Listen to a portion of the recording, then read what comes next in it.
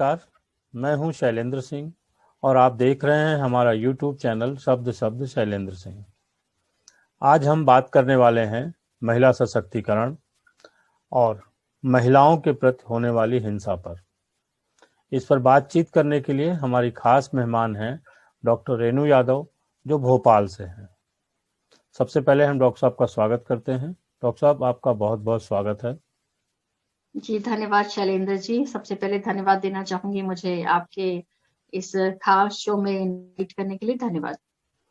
और साथियों, डॉक्टर रेणु यादव जी जो है, उन्होंने मिसेज इंडिया इंटरनेशनल का ताज जीता है। वो यंग साइंटिस्ट रही हैं, महिलाओं के मुद्दों पर काफ़ी मुखर रहती हैं, मीडिया पैनलिस्ट हैं, साथ ही साथ सोशल एक्टिविस्ट हैं और 51 मोस्ट इन्फ्लुएंस वुमेन में उनकी गिनती हुई थी पिछली बार। तो ये छोटा सा परिचय है, बाकी चीज़ें हम डॉक्टर साहब से खुद पूछेंगे कि वो अपने बारे में बताएं, फिर हम मुद्दों पे आएंगे। तो डॉक्टर साहब, सबसे पहले तो आप हमें अपने बारे में बताइए। जैसा अभी भी आपने बताया कि आप यूपी की ही हैं, तो यहाँ से शुरू होके और जो भोपाल तक की जर्नी है, आपका करियर है, थोड़ा सा उस पर बताइए पहले। जी शैलेंद्र जी, सबसे पहले तो मैं धन्यवाद देना चाहूंगी मुझे यहाँ इनवाइट करने के लिए। और साथियों, मैं एक चीज छोटी सी यहाँ पर आप सबके साथ शेयर करना चाहूंगी कि शैलेंद्र जी को मैं पिछले 2 सालों से ऑलमोस्ट सोशल मीडिया पे फॉलो करती हूँ। एंड मैंने देखा है कि ये नए नए टॉपिक्स के साथ हमेशा सोशल मीडिया पर होते हैं और इनकी काफी चीजें मैं पढ़ती रहती हूँ। ये और मैंने ये भी ऑब्जर्व किया है कि इन्होंने महिलाओं के बारे में, चाहे वो फैशन फील्ड से, फील्ड से हो, सभी को समान महत्व देते हुए उनके बारे में जो लिखा है, तो कभी ना कभी मैं सोचती थी कि कब मेरे बारे में शैलेंद्र जी लिखेंगे अपने शब्द शब्द कॉलम में। So I got this opportunity today. So thank you so much once again, Shailendra ji. So बहुत बहुत धन्यवाद आपका जी। धन्यवाद शैलेंद्र जी। So मैं स्टार्ट करूंगी। बेसिकली मैं यूपी से ही हूँ, जैसा कि मैंने अभी आपको बताया। एंड शिक्षा के लिए मेरी जो एजुकेशन है वो कई स्टेट्स में हुई है। मध्य प्रदेश, छत्तीसगढ़, राजस्थान, और फाइनली मैं अभी भोपाल मध्य प्रदेश में सेटल्ड हूँ। So basically I am an principal in pharmacy institution और मेरा जो पूरा बैकग्राउंड रहा है that is academic and research background.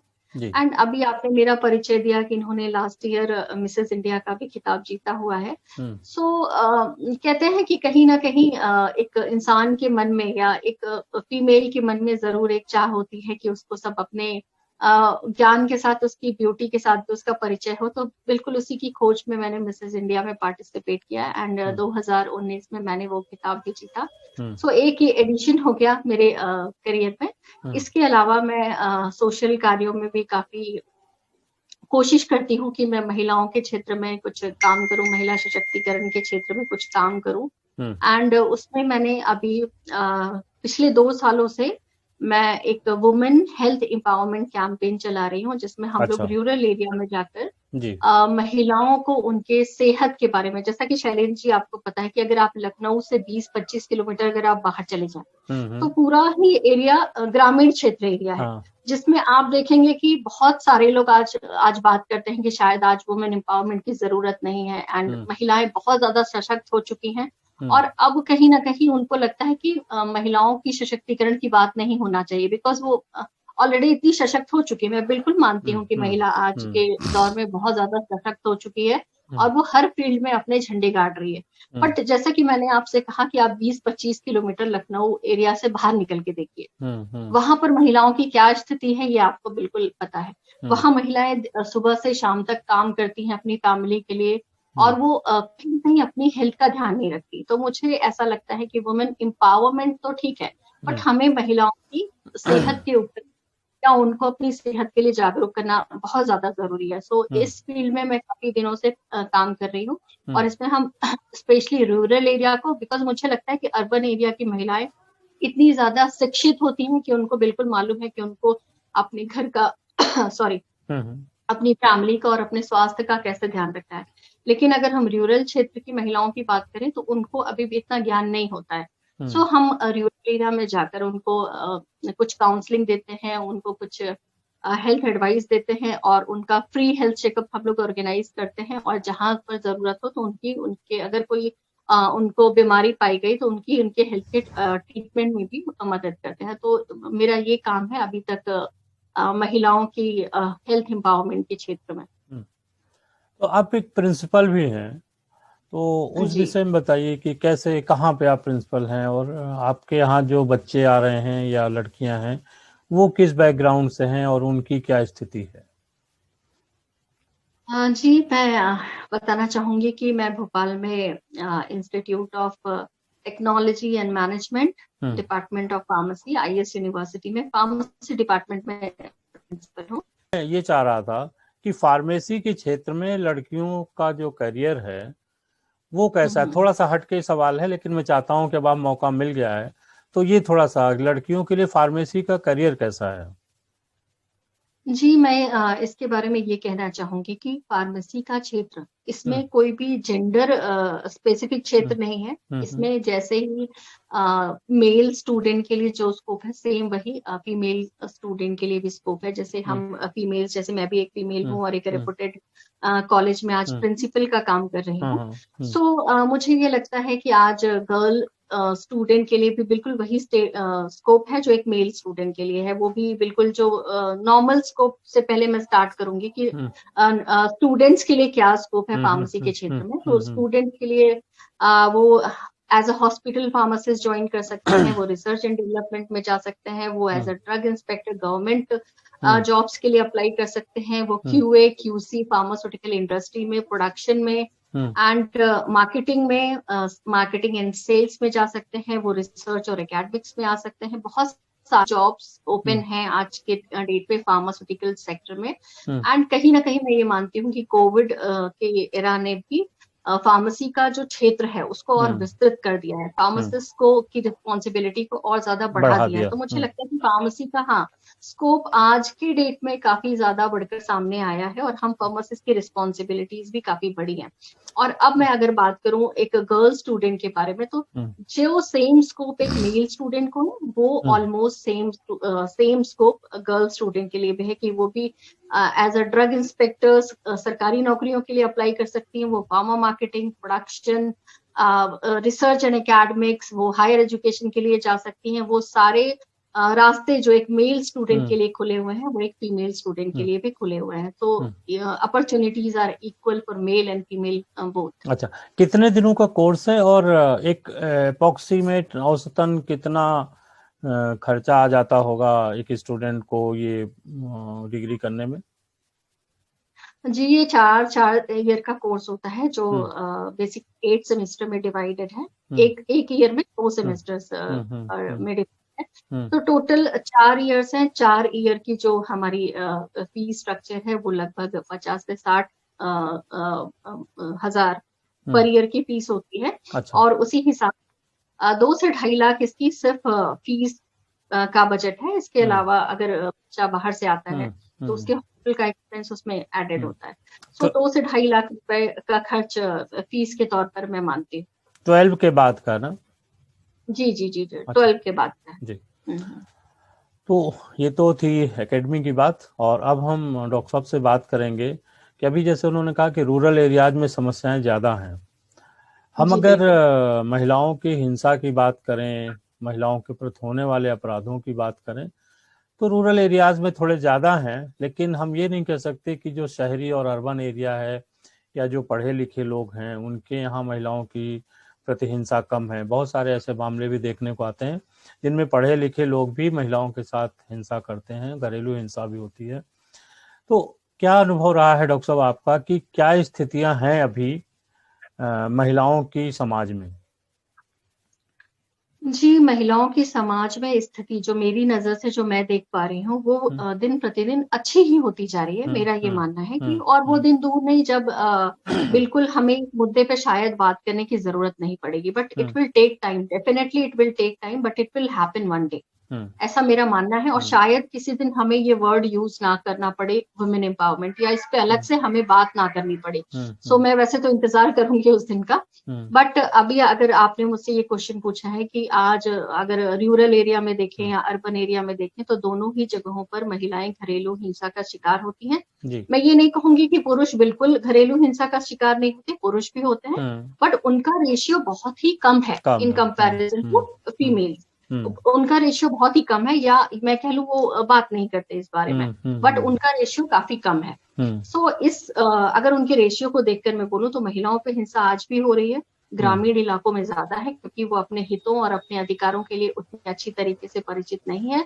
लेकिन अगर हम ग्रामीण क्षेत्रों की बात करें और शहरी क्षेत्रों में भी हम देखें, तो अभी कोविड के ड्यूरेशन में, लॉकडाउन के ड्यूरेशन में जो डेटा बाहर निकल कर आया है, उसमें आप देखेंगे कि even in the urban area females ने काफी कंप्लेंट्स करी है पुलिस थानों में अगेंस्ट घरेलू हिंसा, क्योंकि वो अवेयर है, तो वो खुलकर सामने आती है कहीं ना कहीं वो बातें।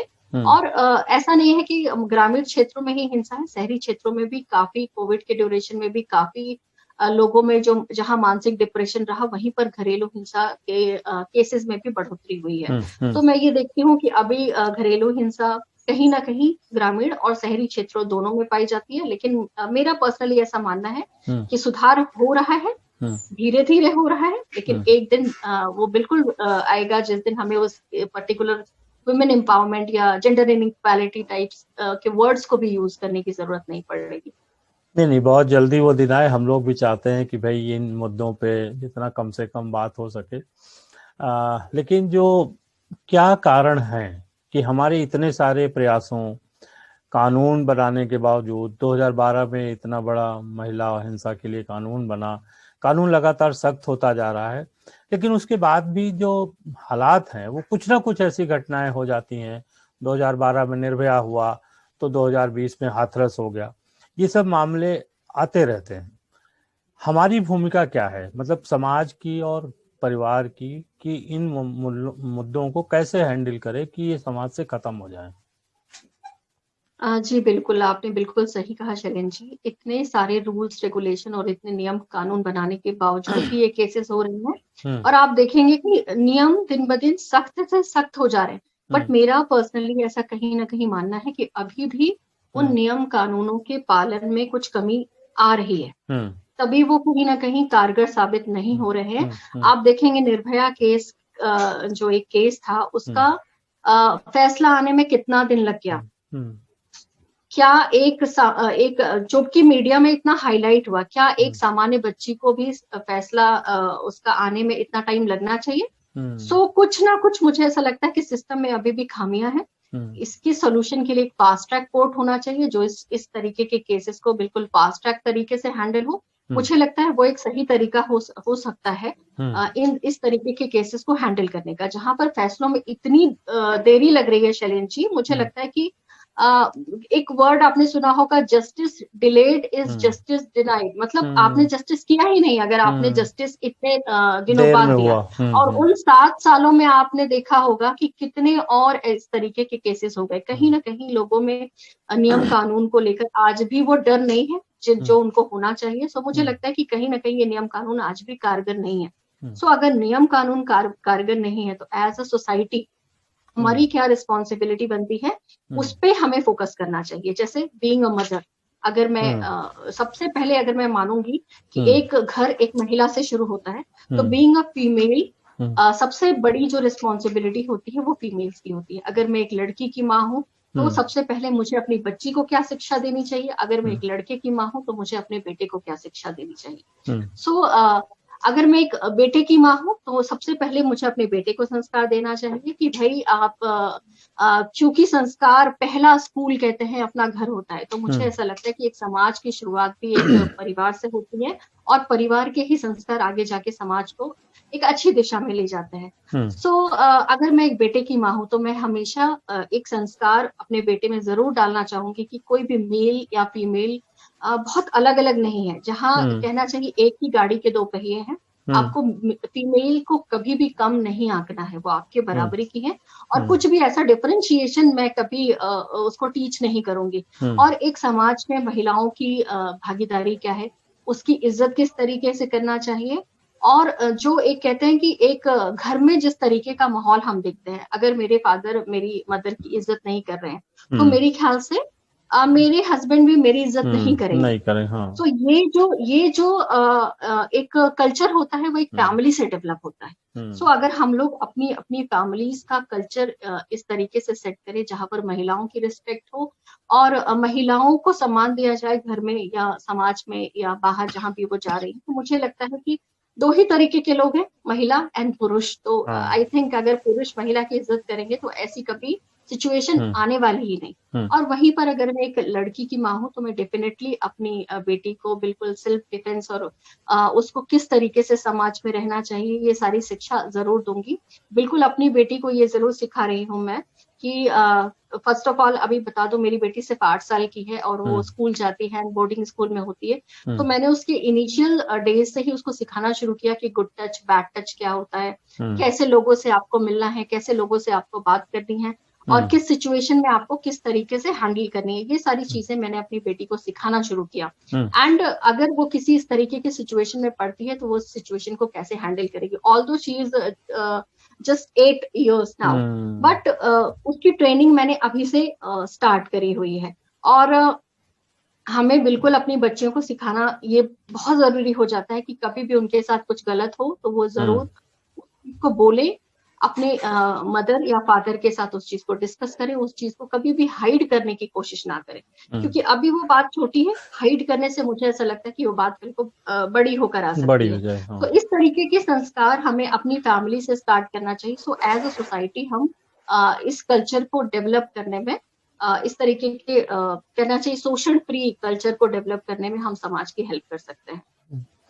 अच्छा, जब ऐसी चीजें होती हैं तो कई बार तमाम पुरुष या समाज के लोग फैशन को दोषी दे देते हैं, लड़कियों को दोषी दे देते हैं।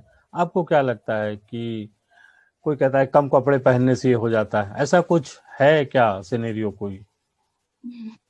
जी शैलेंद्र जी, ये बहुत ही दुर्भाग्यपूर्ण है कि जब लड़कियों के साथ कुछ ऐसा होता है, तो लड़कियों के फैशन को, उसके पहनावे को दोषी जरूर माना जाता है कि वो रात में बाहर घूमी क्यों रही थी, उसने ऐसे कपड़े पहन ही क्यों रखे थे। बट मेरा ये कहना है कि पहनावा एक व्यक्ति की अपनी पर्सनल चॉइस है, आप उस पे आप ब्लेम नहीं कर सकते। आप ये देखिए, अमेरिका, अगर मैं वेस्टर्न कंट्रीज की बात करूं, तो वहां पर लोगों का पहनावा क्या है, और फिर भी रेप के रेट्स इतने कम क्यों है, वहां क्यों नहीं रेप हो रहे हैं। सो मुझे नहीं लगता कि किसी के फैशन पर या किसी के पहनावे पे उसको जज किया जा सकता है कि उसने ये इस तरीके के कपड़े पहन रखे थे। आज आप देख रहे होंगे 3 साल से लेके 60 साल की महिलाओं के साथ बलात्कार के केसेस हो रहे हैं। 3 साल की बच्ची ने कौन से फैशन किए, या 3 साल की बच्ची ने क्या कपड़े पहन रखे थे, या आप अगर 60 साल की बुजुर्ग महिला की बात करें, तो वो उस बुजुर्ग महिला की इसमें क्या गलती थी, उन्होंने कौन से फैशन और कौन से कपड़ों को फॉलो किया हुआ था। तो मुझे लगता है ये सिर्फ एक गंदी मानसिकता है जो समाज ने बना रखी है। एक ये तो खैर एक हिस्सा है, शेड है महिलाओं के जीवन का, लेकिन इन सब के बावजूद महिलाएं तरक्की कर रही हैं। हम लगातार देख रहे हैं कि पिछले कुछ सालों से जो स्थितियां हैं वो बहुत अच्छी हुई हैं महिलाओं की। तो आपको क्या लगता है कि महिला सशक्तिकरण में क्या आप देख रही हैं, कितना महिलाएं सशक्त हो रही हैं? जी बिल्कुल, मैं ये बोलूंगी कि हर कॉइन के दो पहलू होते हैं। अगर हम लोग इसके डार्क साइड की बात करें तो हमें इसके ब्राइटर साइड की बात जरूर करना चाहिए, क्योंकि ये इतना भी नेगेटिव नहीं है। मेरा ये मानना है कि पिछले कुछ सालों में आप देखिए, शिक्षा की स्थिति महिलाओं की सुधरी है, महिलाओं की स्वास्थ्य की स्थिति सुधरी है, महिलाओं के एम्प्लॉयमेंट की स्थिति सुधरी है। और मुझे लगता है कि वुमेन एम्पावरमेंट के लिए ये 3 चीज बहुत ज्यादा जरूरी है, उनका एजुकेशन, उनकी हेल्थ और उनका इकोनॉमिक इंडिपेंडेंट। तो मुझे ऐसा लगता है कि पिछले 10 सालों में, अगर मैं सिर्फ 10 सालों की बात करूं, तो पिछले 10 सालों में ये स्थिति काफी ज्यादा सुधर कर सामने आई है। और मुझे लगता है अगले 10 सालों में ये और भी बहुत ज्यादा अच्छी होने वाली है। तो मुझे तो बहुत ही ब्राइटर फ्यूचर नजर आ रहा है। मैंने आपसे अभी कहा कि हो सकता है कि आगे चल के कुछ सालों में हमें वुमेन एम्पावरमेंट जैसे मुद्दों पे चर्चा ही ना करनी पड़े। एग्जैक्टली। तो things are going in a very positive manner. बहुत अच्छा। और आप जैसे लोग जब समाज में रहेंगे तो समाज को उस दिशा में जाना ही जाना है। एक अच्छी सोच के साथ और समाज भी ऐसी स्थिति में जाएगा जहां लड़कियां रात में घूम सकें, किसी तरीके के कपड़े पहन सकें, जहां वो सुरक्षित महसूस कर सके। मुझे बड़ा बुरा लगता है जब कोई कहता है मैं छोटी सी बच्ची, मैंने उसको ये सिखाया वो। भाई बच्ची के लिए हम एक इन्वायरमेंट हम नहीं दे पा रहे हैं और उसके लिए उसको तैयारी करनी पड़ती। भाई महिला बहुत अच्छी है, उसका एक जो रूप ईश्वर ने गढ़ा है, जो चीजें गढ़ी हैं वो उसके मुकाबले हैं। वो रिवॉल्वर लेके घूमे और अपनी सुरक्षा वो खुद करे, तो ये पुरुषों के लिए भी सोचने वाली बात है। इस मुद्दे पर आपको हमारी ये बातचीत कैसी लगी, आप हमें कमेंट बॉक्स में बताइए। और डॉक्टर साहब का बहुत बहुत धन्यवाद, उन्होंने हमें समय दिया।